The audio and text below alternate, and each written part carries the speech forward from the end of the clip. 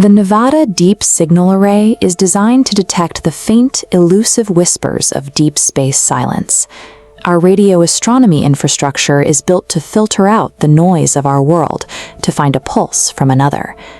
Dr. Ethan Cole spent 10 years at this facility, monitoring the dead zones of the universe.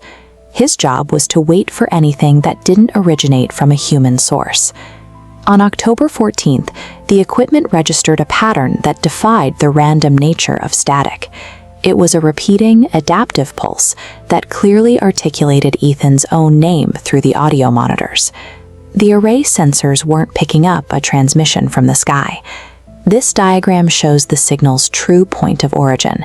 The radiation was vibrating upward from deep underneath the Earth's crust, flooding the sensors from below. Tuned for nearly invisible signals, they are highly sensitive to interference. Shielded from the upper atmosphere, but exposed to the ground below, we built a receiver for an unmonitored terrestrial threat. Government agents arrived within hours to initiate a total lockdown of the Nevada compound.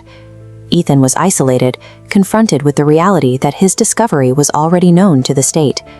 Classified files from the Cold War revealed that the signal appears periodically, always repeating the specific names of those listening to it.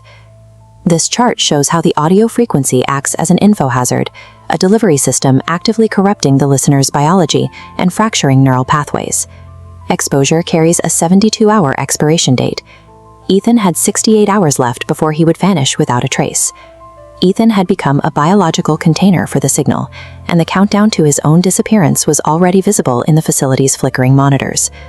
As the signal's incubation progressed, the facility's environment degraded. Temperatures in the sealed rooms dropped to freezing in seconds, and the electrical grid began to fail without any mechanical cause. Ethan witnessed the signal bridge the gap between light and matter. Shadows on the sterile lab walls detached from their surfaces, gaining three-dimensional volume and moving independently of any light source. The transmission eventually moved past the lab's hardware. The whispering began to manifest directly inside Ethan's mind, making headphones and speakers redundant. This is the mechanism of signal bleed. The subterranean frequency overwhelms the auditory cortex, creating an inescapable loop of internal voices but the victim cannot shut out. These symptoms represent the targeted demolition of a human host. The signal was clearing out Ethan's cognitive functions to prepare his brain for a new set of operating instructions. Ethan's perception of the laboratory eventually collapsed. He found himself in an endless biological tunnel where the walls were made of moving, breathing tissue. At the center of this space was the signal's source, a towering structure of human faces merged together into a single screaming pillar of flesh. The floor of the tunnel was composed of previous listeners, trapped beneath the surface and assimilated into the biological architecture of the entity. This encounter was a total reprogramming event.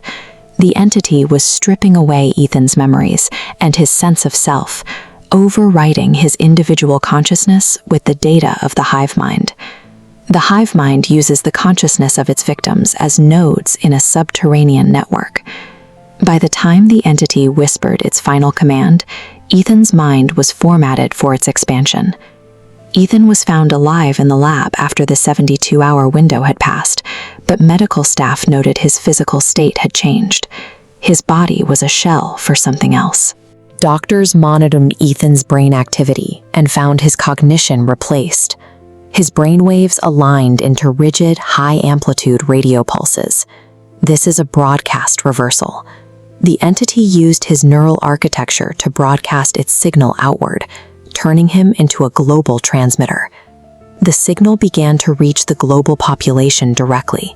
Without the need for radios or phones, the whispering moved into the minds of anyone within range of the transmission. Millions across the globe began marching downward.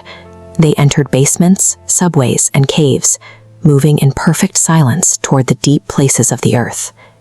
The Nevada facility was eventually replaced by a massive sinkhole. The facility didn't collapse, it was simply gone. From that void, the signal only grew in strength. We built a global infrastructure to listen for the unknown, assuming we would be the observers. Instead, our own sensitivity provided the very antenna the subterranean frequency needed to claim us.